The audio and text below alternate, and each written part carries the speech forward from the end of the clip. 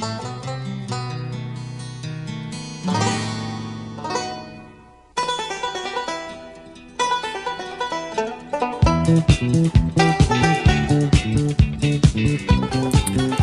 and welcome to another episode of the Cover Zero podcast, the show where I cover the least in the best way possible.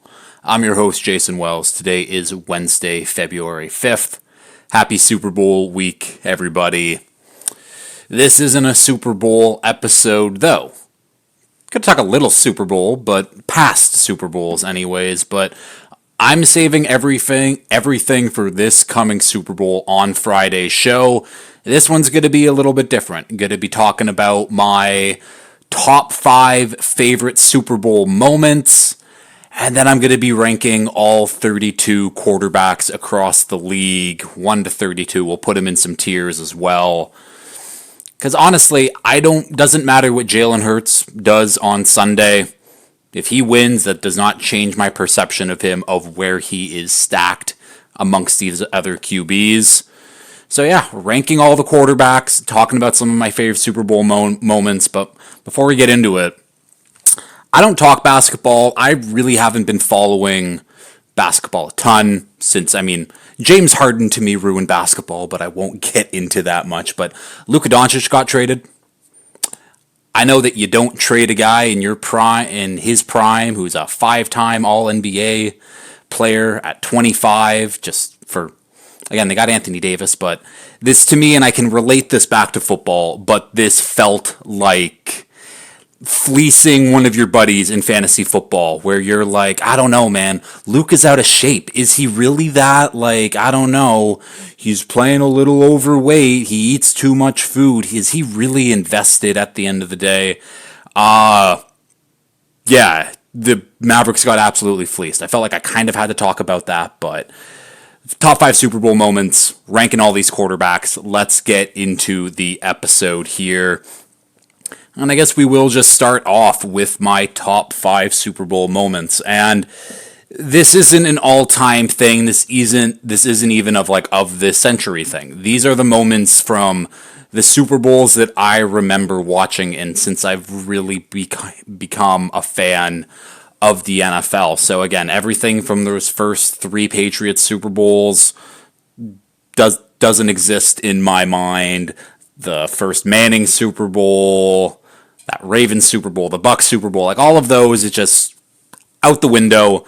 To me, the first Super Bowl that I watched was that Cardinals-Steelers ones, and I got a moment from there, so we won't spend much on this, but it's basically from my viewing history of the Super Bowl. So, unfortunately, I can't also have the David Tyree helmet catch, because that would be a clear 1-1 for most people, but I didn't really watch that Super Bowl. I started watching the next year, and that was another instant classic as well, but we will start off at number 5 here, and my number 5 Super Bowl moment is the Legion of Boom, and we're talking about that 2013 Seahawks team when we got Earl Thomas, Richard Sherman, Cam Chancellor, Bobby Wagner, Super Bowl MVP Malcolm Smith, the list goes on and on of that team, but seeing the Broncos get dominated in that game was shocking to me. Obviously, the Broncos opened up as favorites in that one, and they had one of the best offenses in NFL history. That was the year that Peyton Manning broke the touchdown and passing season record, so it was unstoppable offense versus unmovable defense, and the defense absolutely whooped them. The final score was 43-8. And it was over basically from the very beginning. That snap went over Peyton Manning's head, led to a safety, and then that was that. That was, again, I think that was the first time I would have been in grade 11 at that point, where that was the first Super Bowl party I held, and I was really excited. I'm like, we get, again, this elite offense versus elite defense. What's going to give? And it was over from basically the very start. I didn't mind it because obviously seeing the Seahawks kick the absolute shit out of the Broncos was entertaining to a certain degree. Again, the Malcolm Smith MVP probably won't see God, because he wasn't even like he was their starting linebacker, but obviously Bobby Wagner. But like seeing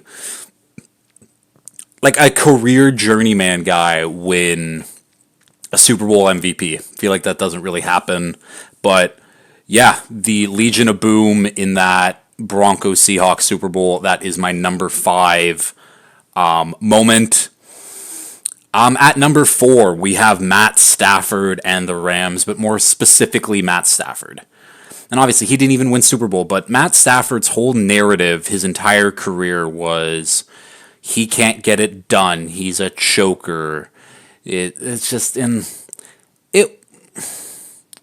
Not to say it wasn't true, but playing on the Lions in a dysfunctional franchise for that long, who just doesn't put you in opportunities to actually go out and win football games, it takes a toll. And then the Rams decided to be bold and being like, okay, we're going to trade away Jared Goff and we're going to get back Matt Stafford. We're going to give a couple other things here and there. But then they went on and they won that Super Bowl against the Bengals. And thank God the Rams did win that Super Bowl, because Bengals fans would be insufferable if they won that. So that's another part of the reason why Matt Stafford has a place in my heart, is because the Bengals don't have a Super Bowl. And that is great. But Matt Stafford went from, again, what could have been, oh, he was so talented, to a guy who might have a shot at the Hall of Fame. He's already in my Cover Zero Hall of Very Good, but the path for Stafford to make the Hall of Fame is very, very real. He still has probably 1-2 years left in the tank, maybe, but Matt Stafford winning a Super Bowl was... I like seeing that. I liked seeing him win a Super Bowl. I always liked him when he was in Detroit. Proved all the doubters wrong when he went to LA. So that's my number 4 moment. Sorry. At number 3, you might see where I'm going with this, but at number 3, because most of my life, Tom Brady was winning Super Bowls. He won 4 since I've really, really started watching. 3 of those with New England, unfortunately. But at number 3, the 28-3 comeback. I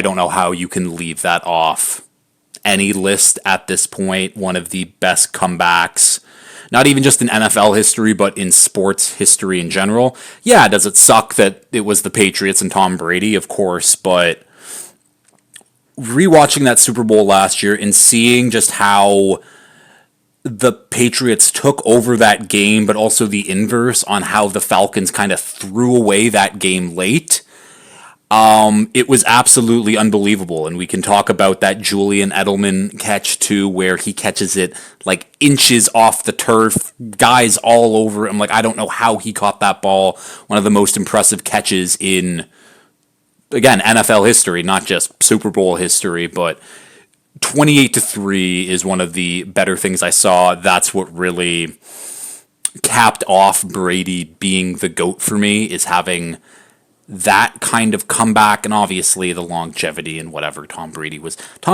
great before. He didn't need that Super Bowl win, but that really solidified in my mind that he was the GOAT. And we can move on from that.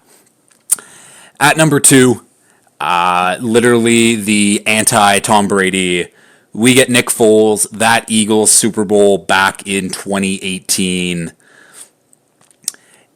Again, it was Tom Brady and his offense of Gronk and Edelman, and Brandon Cooks was on that team, and they were humming. Like, Tom Brady played phenomenal in that game, but they couldn't keep up with Nick Foles and the Eagles. And like, Tom Brady played a great, nearly perfect game, but it just happened to be that Nick Foles played a perfect game in that one.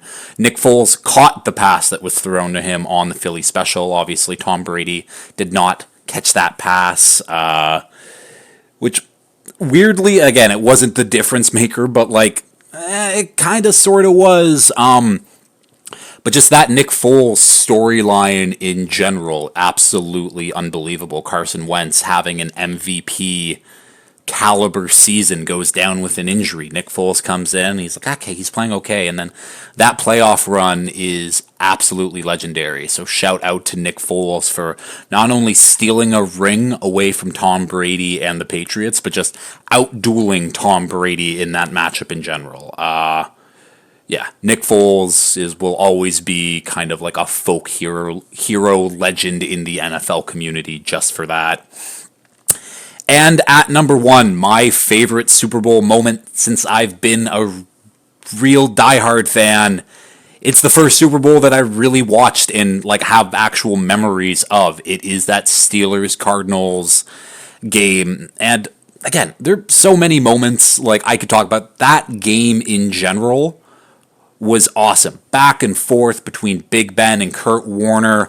Obviously, we have the James Harrison pick six where he ran it back. I don't know. I mean, it was over 100 yards, huffing and puffing, needed oxygen on the sideline after. And then just to end it all off, we have Big Ben throwing an absolute dot to where only... I thought it was going to come back to me. What was that guy's name that caught that pass? I want to say Plaxico Burress, but I know it wasn't Plaxico. Santonio Holmes. Right? It was Santonio Holmes? I'm going to look it up just because it's going to bug me, but I'm like 90% sure it was Santonio Holmes. Santonio Holmes catch is literally one of the things in the... Yeah, was Santonio Holmes. Should have just went with it regardless. Yeah, that catch, again, getting his 2 feet in, like getting the Big Ben throwing the ball where only he could catch it to, like that was incredible. Some big plays in that one. It is unfortunate that like Larry Fitzgerald never made it back to a Super Bowl, but that game is what made me a fan. And then going from there, I think I got my first Madden game where I think it was Troy Polamalu and Larry Fitzgerald on that cover in Madden 10. Absolutely incredible game, but those are my top 5 Super Bowl moments. Legion of Boom, Matt Stafford, 28-3, Nick Foles, and then that Steelers-Cardinals game. Absolutely wild, but I don't know. I guess let's keep going. Maybe, that's the thing. There hasn't like 28-3, no. Yeah, it would have been, because that was 2017. So it's like my most recent one was in 2018, which is now 7 years ago, which feels like a lot. But like I don't think that there's been many like, oh my god moments. What am I saying? There was literally Matt Stafford. Matt Stafford was 4 years ago now. So disregard what I just said because Matt Stafford happened. But yeah, haven't been impressed with the Brady and Mahomes Super Bowls, really. Yada, yada, yada.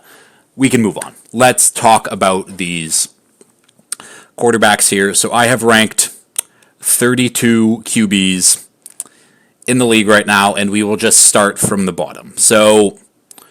And we'll really just start it off with these first 2 guys who are in a tier of their own at the bottom. Aiden O'Connell, Will Levis.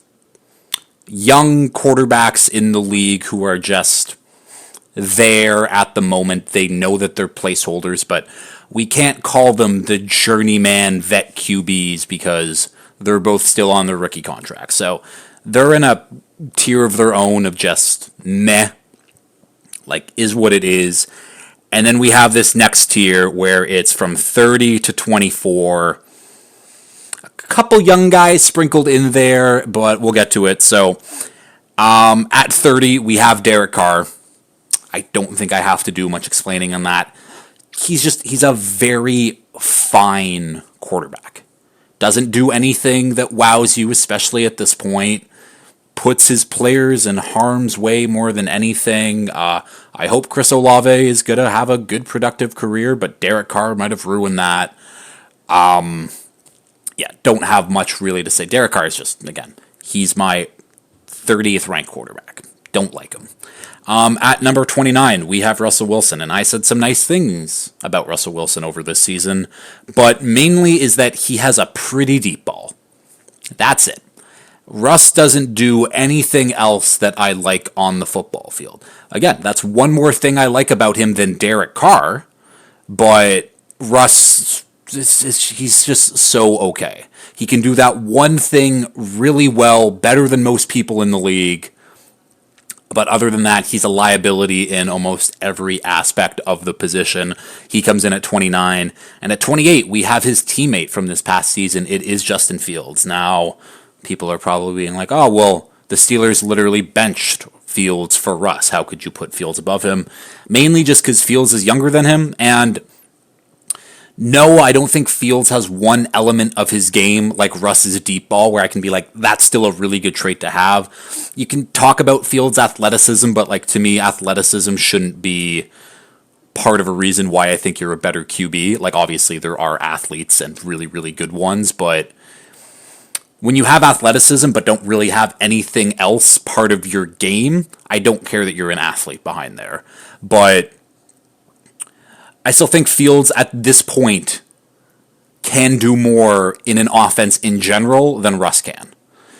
Does he have, again, can he throw really well? No, but at least he can, I don't know why I'm trying to, they're both not good. At the end of the day, I don't like either of these guys. So, simple as that, we can keep going. Number 27, we have Michael Penix Jr. of the Atlanta Falcons. Listen, didn't really play much, I mean, if at all, this year.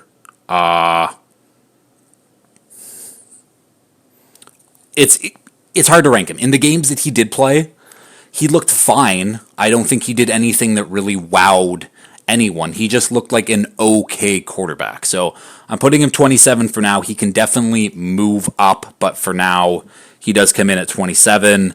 At number 26, I have Anthony Richardson. Again, a lot of the same things I talked about with Justin Fields, where Anthony Richardson is an athlete, and he might be the best athlete on the football field, but that doesn't mean shit when you can't hit the broad side of a barn most of the time. He's obviously a developmental player. He has time, he has an off season, but like this is it for Anthony Richardson going into this year.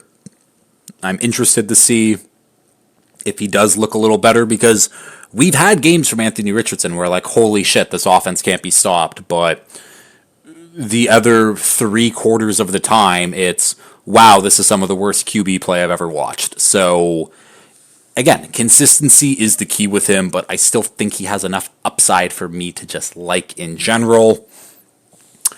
At number 25, we have Jameis Winston. Again, you take the good and the bad with Jameis. He'll throw a bunch of touchdowns one game, and then he'll throw a bunch of picks the next game. Sometimes it happens in the same game. But Jameis is just the guy who can go out there and maybe win you a football game. But most of the time, he'll probably lose you a football game. Jameis isn't great, but Jameis is Jameis, and you know exactly what you're getting from him. I also realized I didn't rank Kirk Cousins, so I'm going to throw in Kirk right at this moment. So at number, technically 24, but everyone's getting pushed down, so whatever. At number 24, I have Kirk Cousins.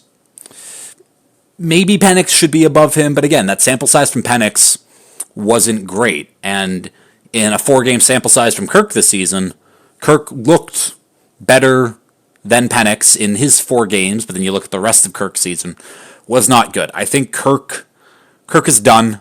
That Achilles injury, like he wasn't an athlete anyways, and then you get an Achilles injury when you're in your late 30s. It takes away whatever other athleticism you have.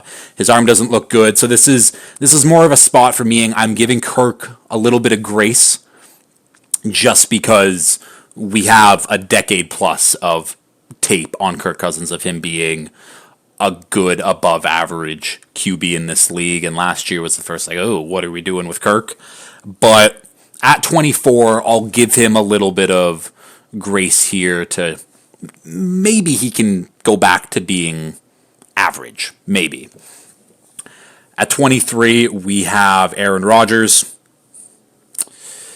Kind of like the Kirk Cousins thing. Aaron Rodgers looked better than Kirk, but because it looks like the football ability for him is still there. No, it's not like those MVP seasons that we saw for him late in his career, but he still looks like an okay quarterback. But the problem with Rodgers is all of the media circus baggage that comes around with him, because there's just zero accountability anywhere he goes. It's never his fault, it's everyone else's fault. And I just wouldn't want to work with Aaron Rodgers in general. I have no idea who is going to want him this offseason. Someone will pay him a little bit of money to go be their bridge quarterback for a year, but 23, Aaron Rodgers, he's the best of the vet QBs and the few young guys in there who I have no idea about. This next tier of guys is purely young quarterbacks who I enjoy quite a bit. They don't deserve to be with those other young QBs, but they also don't deserve to be placed in the next tier of guys who have established themselves as very good, above average QBs in this league. So, in this tier, we've got Bo Nix, Bryce Young, Trevor Lawrence, Caleb Williams, and Drake May. So, starting off with 22, we got Bo Nix. And after his rookie season, should I probably put Bo Nix a little bit higher, maybe above Bryce Young, who, again, sample size-wise, Bo Nix has had a much better NFL career so far than Bryce Young? I think that's fair to say, but I don't like Bo Nix. I didn't like Bo Nix coming into the draft. I thought Bo Nix had a good rookie season, but he wasn't asked to do anything. And yeah, the Broncos offense didn't have great pieces around it. They had no run game, but that offensive line was awesome, and that offensive line gave him a ton of time to figure it out and dissect, and most of the time it was a check down. Now, was it a check down because all of his receivers sucked, or was because Bo Nix can't process what's going on in the field, and it was just like, check down? I lean the latter, and next season we'll really find out who Bo Nix is in this league. But to me, Bo Nix hit his ceiling last year. I don't think that we will be seeing a better version of Bo Nix than what he got in his rookie season, so that's why he lands as the 23rd best QB on my list. At number 21, we have Bryce Young, the Carolina Panthers quarterback.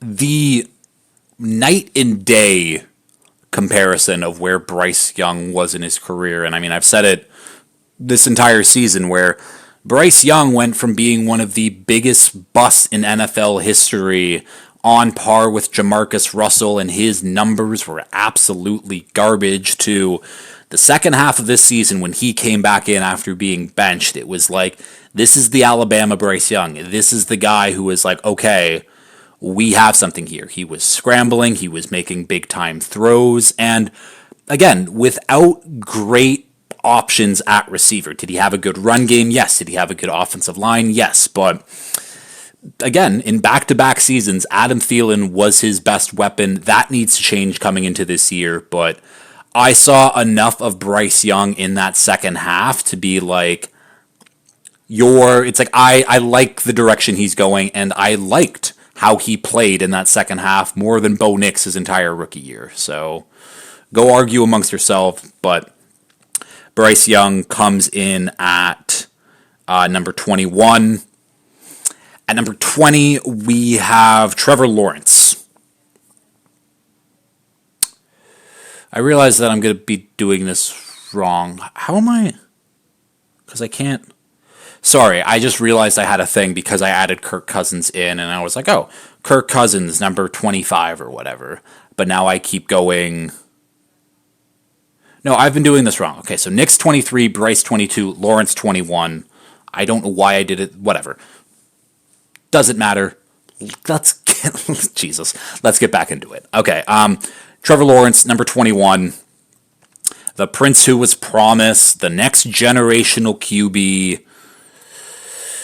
You've seen the flashes. We've all seen the flashes, but there has been no consistency. And part of the reason for that is just because there's been no consistency within the Jaguars in general. He's going to be on his third head coach now. And Liam Cohen seems to be the guy.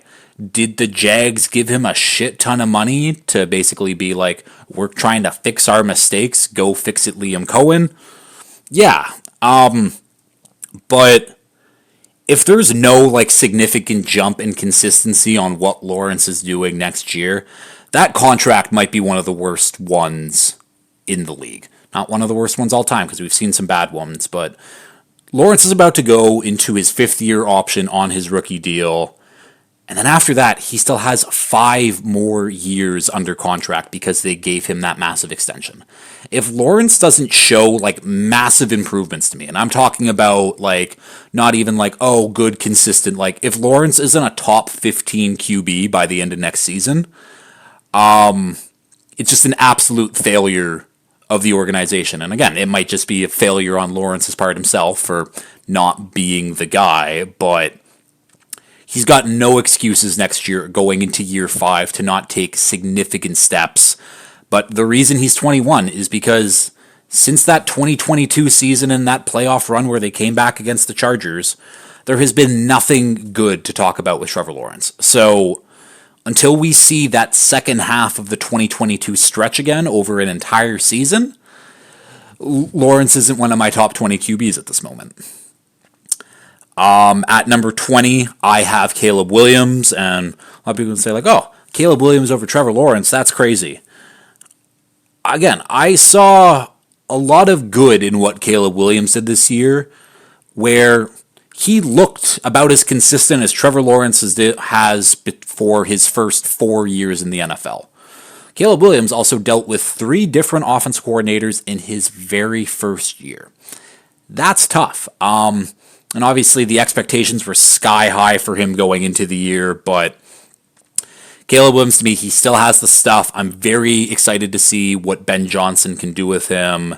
And it's a little bit of a projection to have him over some of these guys, but Caleb Williams at 20, I'm absolutely okay with. And at number 19, I have Drake May, another guy who, again, not the best rookie year, but when he's throwing to me and you out there, I don't really expect anything else from Drake May. He made a couple wow throws, big boy throws, where it's like, okay, it sucks that this guy is going to be competing in my division for the next decade plus. But again, like Caleb, the coaching staff looks better, at least on paper.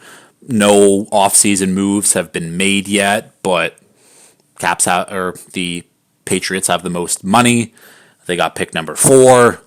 Like, this offense should be revamped for Drake May to take those next steps, obviously. And I liked what Drake May did over Caleb Williams, at least this season. We'll see, but those two guys are neck and neck right now. But that is that tier of QBs. On to the next tier. These are my guys that I'm like, this is a franchise quarterback. And when I say franchise quarterback, what I mean is this is a guy who is a very good starter in the league. And again, signed that extension deal and can win. Do things need to be great around him in order for like team success and overall and playoff success? Yes, but good, consistent quarterback play. You know what to expect. They won't rise to the occasion when everyone else falls, but you know exactly what you're getting with these guys. And having one of these guys is a good thing. I will just say that. At number 18, we have Geno Smith. Geno Smith is, again, he's a very weird quarterback. Some of the real NFL analytic, like the film nerds, are absurdly high on Geno Smith, and some have him as like a top 10 quarterback, and I just don't get it, because every time I tune into any Geno Smith primetime game, it's, okay, that's a couple like nice plays in a row, and then it's like, Geno, what the fuck are you doing? And again, Seahawks offensive line is bad, and play calling was weird this year, but like, Geno Smith I know what to expect from Geno Smith at this point in his career. Is he going to carry the Seahawks into the playoffs and win a bunch of games? No. But I know that Geno Smith, on average, is good for like 275 yards per game, a touchdown, maybe an interception, like solid numbers. So Geno Smith comes in at number 18. At number 17, I have Kyler Murray. I've been relatively high on Kyler these last couple years because I was a big Cliff Kingsbury hater, where it was Cliff Kingsbury is the issue. All of these second half of the season woes, it's the play calling. Teams adjust and blah, blah, blah. This year for Kyler, it was the same old stuff. It was the Cardinals, one of the hottest teams in the league. They're leading the NFC West right now. And their second half of the schedule wasn't that difficult, but Kyler made it difficult. You can see the things that can make him a top 10, top 5 quarterback potentially in the league. The stuff that he can do with his feet on the run, his arm talent is there, but there's just no consistency in his game, where I've said it over the course of the year, where there are times where Kyler Murray, like I just said, looks like that top 10, top 5 guy, and there's other times where I'm like, why is this guy on the field? He just looks bad. And that's where Kyler Murray comes in. Again, I was really disappointed in what he did this year, especially that second half of the season. But we will move on. At number 16, this might be a tad controversial. This is where I have Sam Darnold. Again, you can argue to me Kyler versus Sam, but Kyler does so many bad things that hurt his team, where Darnold, I mean, up until like the last 2 games, looked like he had it figured out. And I'm giving him the benefit of the doubt a little bit that those last 2 games are not who he is as a quarterback anymore. They just got their shit kicked in.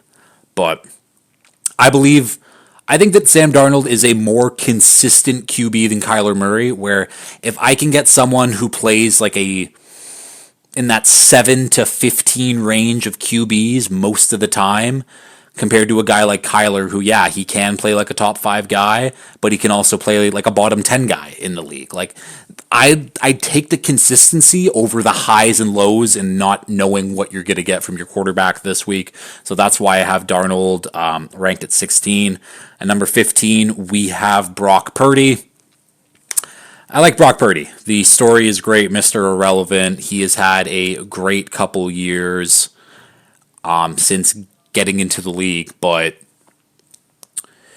he's an average, above average, consistent QB who, when he doesn't have the super team around him, the Avengers around him, you can see his flaws. And he played pretty good this year, but it's hard for me to just rank him above some of these other guys. I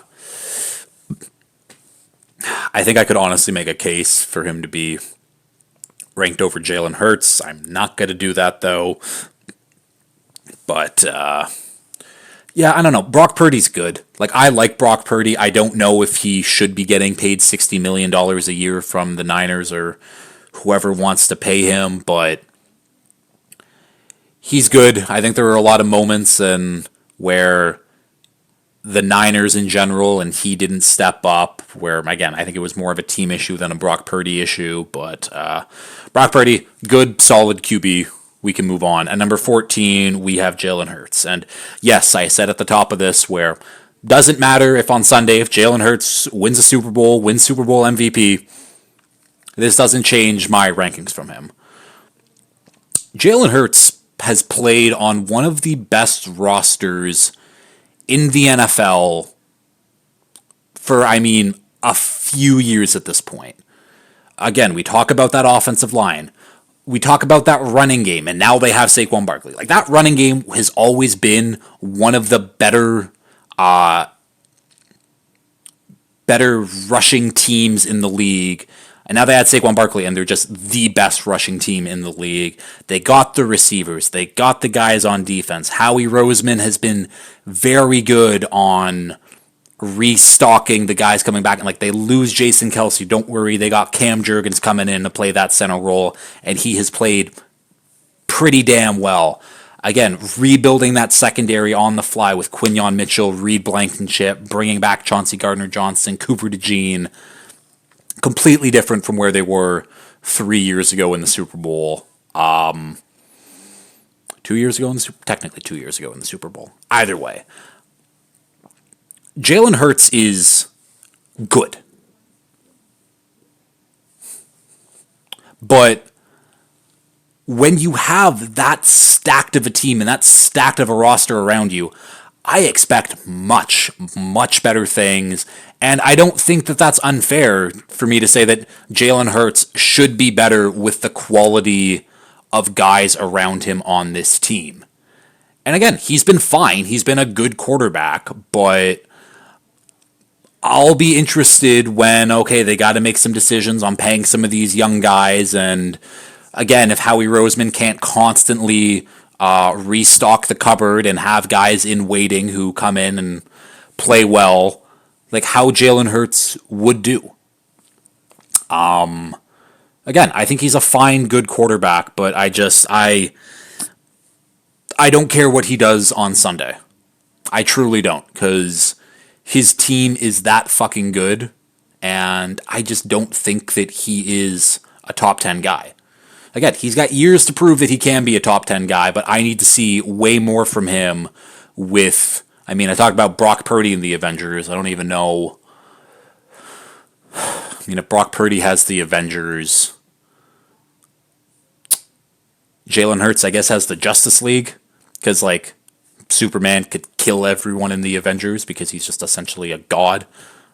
Thor is also a god, but Thor shoots lightning out of his fingers. Not really, but Superman could literally... Superman is the most unfair superhero ever written. But that's me nerding out. Jalen Hurts is very fine.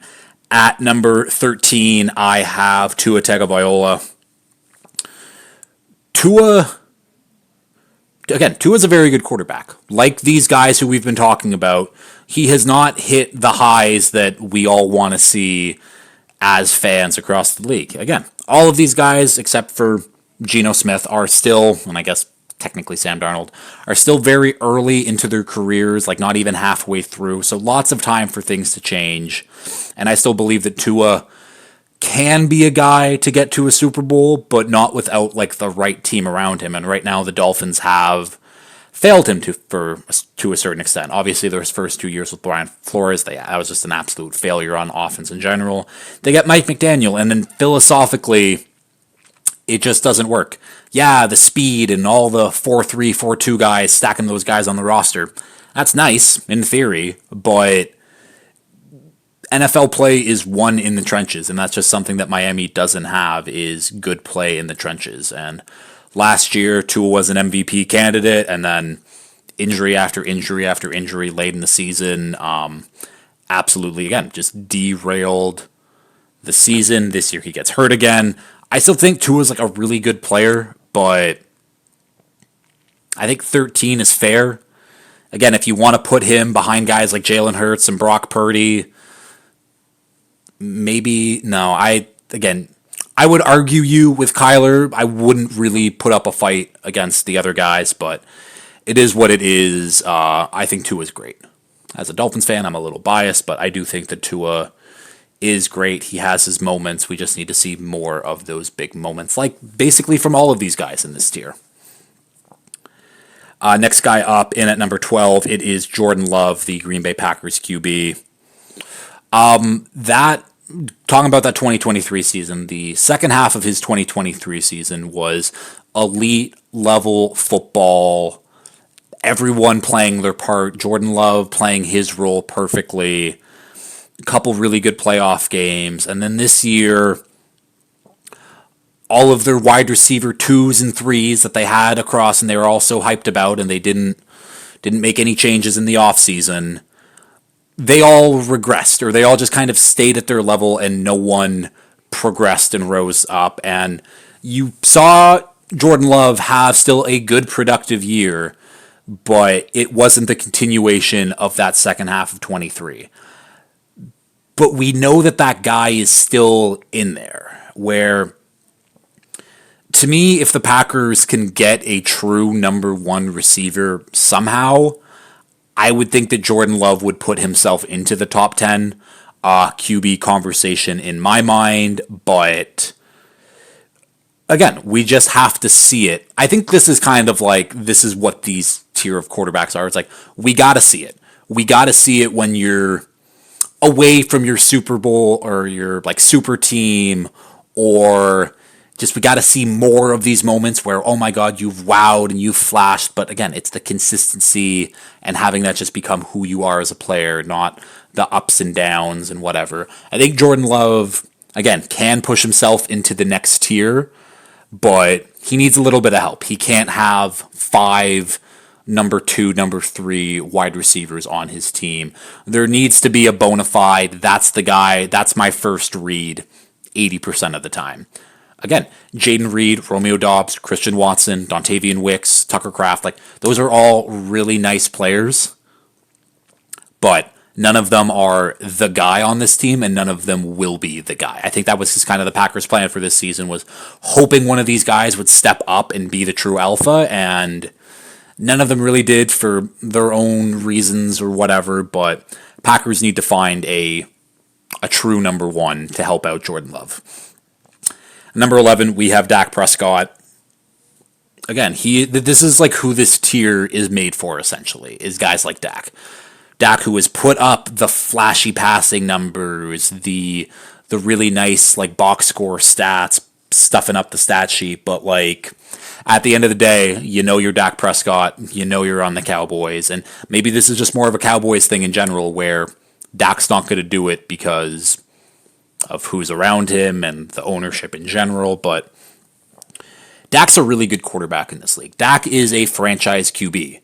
It's just unfortunate that the people making decisions for this team aren't making good ones. Because I think Dak can be a Super Bowl winning quarterback. It's just the roster needs to be there. And people can argue, oh, the Cowboys have had the rosters. And I don't disagree with that notion. But again, the coaching has to be there. We all know how I feel about Mike McCarthy. We know how I felt about Jason Garrett. It's just, it's not sustainable. And now Jerry Jones and Stephen Jones are just dumb and dumber up there running this team. So again, I think Dak's a really good quarterback. It's just we haven't seen it on these big stages that puts you in a tier above in my mind. And the last QB in this tier at number 10, it is Jared Goff. Jared Goff, what he has done, again, getting to a Super Bowl early in his career with the Rams, great. We're like, oh, wow, this guy is going to be really good. And then it's just kind of like, it's not clicking these next couple of years. Then he gets traded. They're like, the Rams are like, you're not our guy. We want something for the short term. We know we have a win now team. He gets shipped off. And what he's done in Detroit since being traded has been nothing short of terrific. But again, it's the big moments that are really, again, we talk about these Super Bowl or these super teams with guys like Brock Purdy, guys like Jalen Hurts, and I can throw Jared Goff into that same category. That offensive line is great. He's throwing to, again, on my awards show, the Lions Weapons won the Best Unit Pause award. Again, Amon-Ra St. Brown, Jamison Williams, Sam Laporta, Jahmyr Gibbs, David Montgomery. That offense is perfectly built. They don't have a single hole really on that offense. Again, couple the right guard spot was a little weak this year. Shut up. If that's like, oh, you're complaining about your right guard was a little bit below average, or it's, again, you have nothing to complain about in my opinion. And again, the Lions dealt with a ton of injuries, but those injuries weren't on offense. Yeah, like they got banged up. David Montgomery, his injury, Frank Ragnow, torn pec, and he came back. I think Kevin Zeitler was dealing with some stuff too, but like they were, again, this offense was the offense for 90% of the year basically, and in that divisional game against the Commanders, yeah, you can point the blame on the defense, but really you can point the blame on Jared Goff. And if Jared Goff doesn't turn the ball over, doesn't throw 3 interceptions, they have a chance to win that game. It's as simple as that, and that's why I can't put Goff in that next category because, again, these big moments, if everything is not perfect and we're relying on Jared Goff to be the guy to carry us in this game, he's not going to do it. So Jared Goff is the last QB or the first QB in this tier of the franchise guys. And now we're into the top 10 already, but in at number 9, we got Baker Mayfield. And people be like, whoa, how don't you have Baker Mayfield in the previous tier? And the reason why I don't have Baker in that previous tier is because despite what Baker has around him and what's going on, Baker will try to win the game in any way possible. He's not a runner, but he will run. He will put his head down. He's a gamer. And I've said this before where if all of these quarterbacks were put on the same teams, essentially, where other than them, every player that they have on the roster is like a 75 overall, like let's just use Madden terms here, where every player is just average and it all depends on the quarterbacks who are around them, I would put Baker Mayfield in my top 5 of guys who I would pick to win a game when circumstances are the same on both sides, because I just think he's that type of dude. And he has proven that. I mean, through college, through his first couple years at the Browns, and then the resiliency to the Browns cast him off for a rapist, and he got to bounce around for a couple teams. He found his home in Tampa, and he's looked great there ever since. He's had a couple good, productive playoff games where they haven't always been the winning team, but I like what I see from Baker 90% of the time. Where, again, I think Baker can go out there and win a game no matter the circumstances, no matter who is on his team, where I think a lot of guys in that last category, you can't say the same for. So Baker Mayfield comes in at number 9. At number 8, we have Justin Herbert, and might be the same thing. It's how do you have Justin Herbert in this tier when you're talking about guys who haven't risen to the big moments and haven't had any big moments themselves, and that's all completely fair. But Justin Herbert had a season where he threw the ball for a shit ton of yards. I think it was his second season in the league.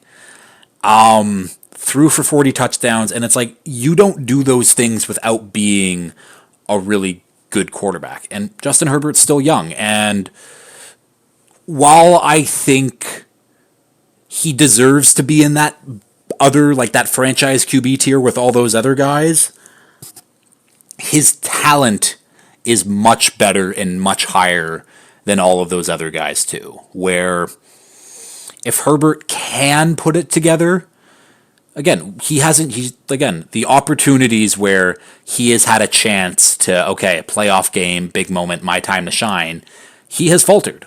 They blow a huge lead to the Jaguars, and then he threw for 4 interceptions in that game against the Texans just last month.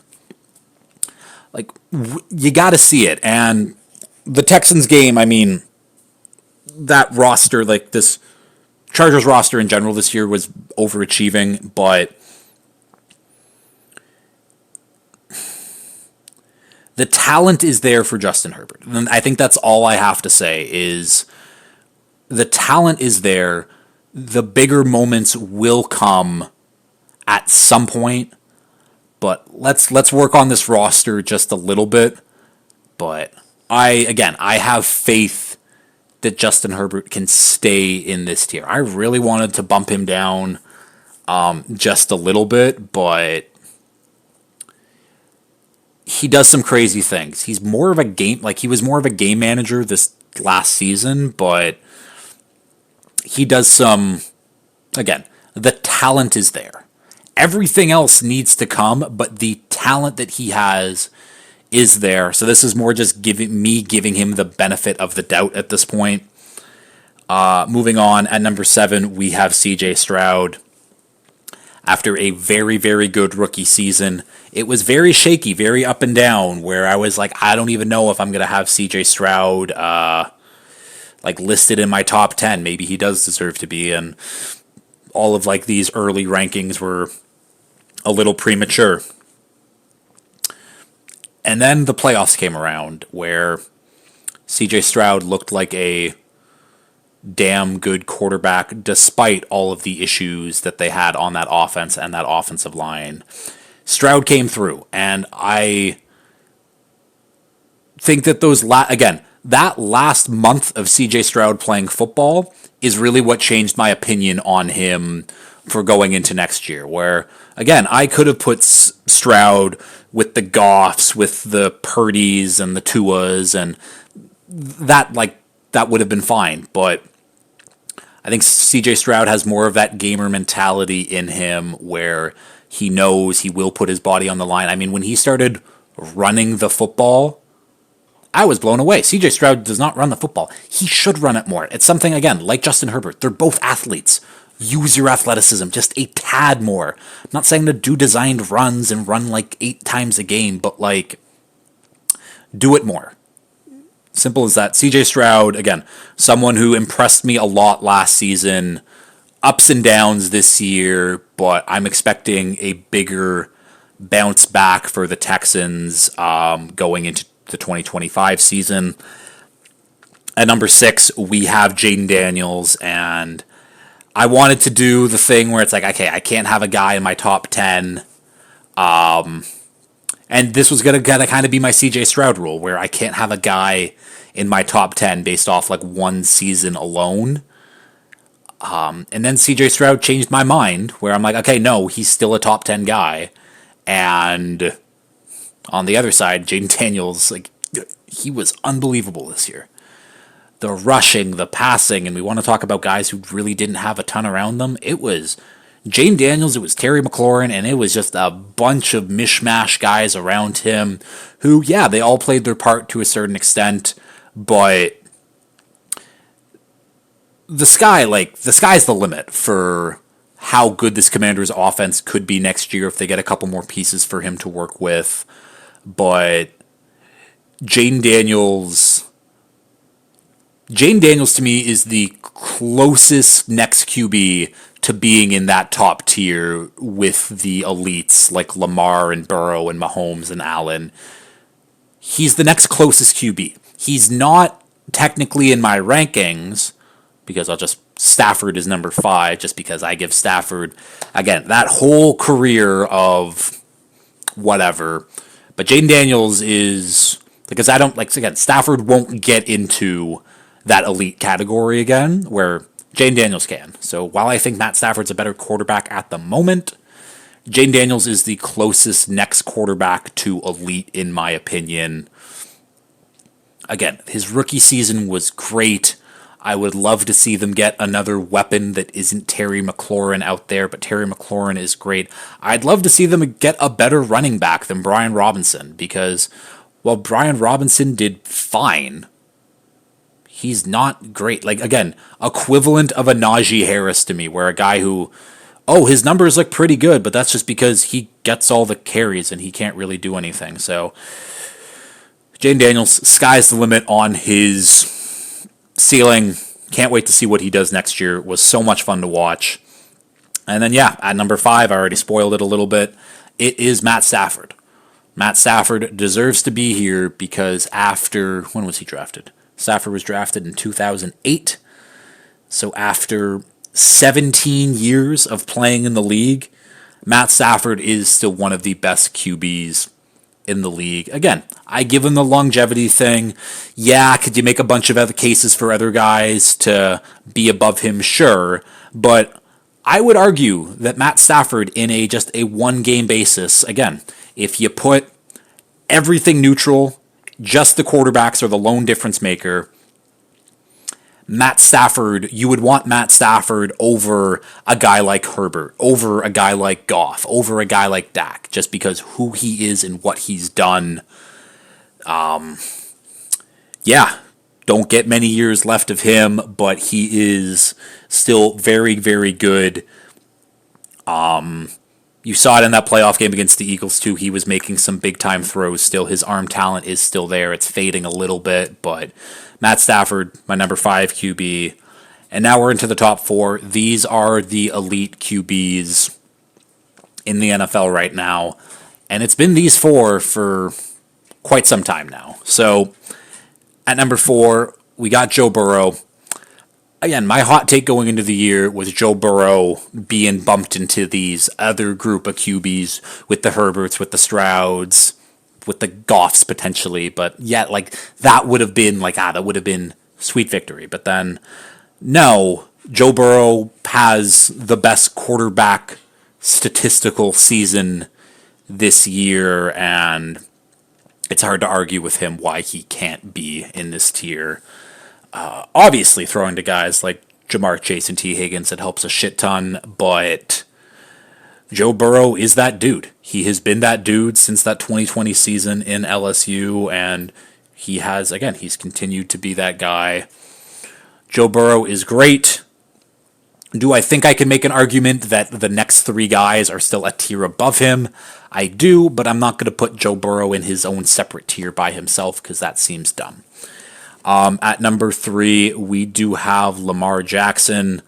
Could be 3-time MVP Lamar Jackson, but I still won't put him above Josh Allen because I gotta see those big moments because, again, he has not shown up in big moments for this team when it's mattered, and it's unfortunate. And this playoff this playoff run was a little bit different anyways. That game against the Bills, that first half wasn't great, but that second half he brought his team back, and then Mark Andrews does his Mark Andrews thing, and that's a guy who really doesn't show up in any big game. But yeah, Lamar comes in at number 3 just because I have seen Josh Allen go toe-to-toe with Pat Mahomes, despite not having the accolades, really just the accolades.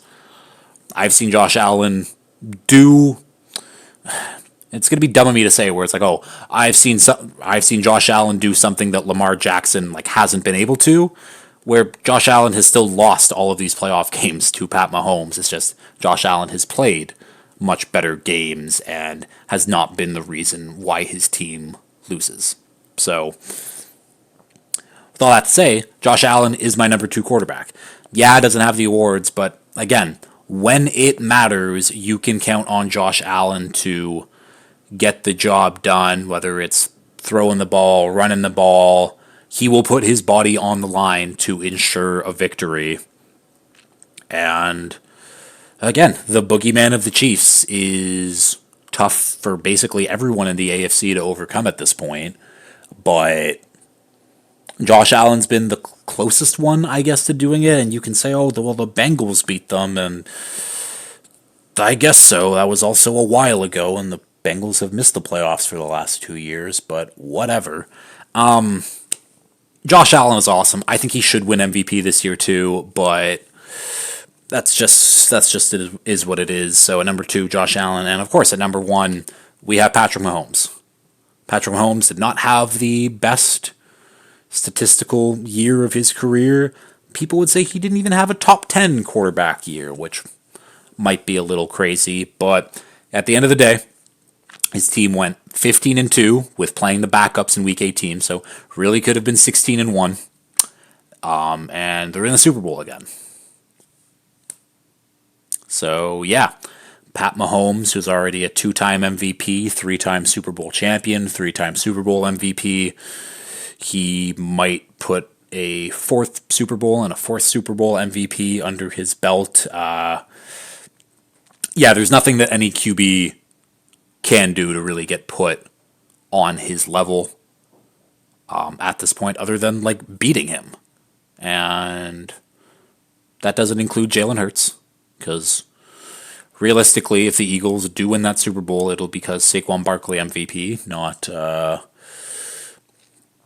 Jalen, not because of Jalen Hurts, but I don't know. Yeah, Pat Mahomes, number one, super easy, super simple. I don't really have to explain that. I shouldn't have to explain that. He's just great. And yeah, those are the quarterback rankings. If you have issues with it, I don't really care. These are my rankings, and these will remain my rankings going into next year. Nothing will change between now and the start of next season because football will not be played. Obviously, Jalen Hurts and Pat Mahomes still have a game to play, but again, my Jalen Hurts opinion will not go up or down at this. He is my 14th best quarterback, regardless. But, yeah, that'll do it. Friday's show is the big finale of the season. We'll do the preview of the game. We'll do some Super Bowl bets. We'll do the NFL weekly update. Will be a bigger show. I'm excited for it. But as always, if you've liked this, please like, share, retweet, subscribe, tell your friends, and all that fun stuff. And until next time, peace.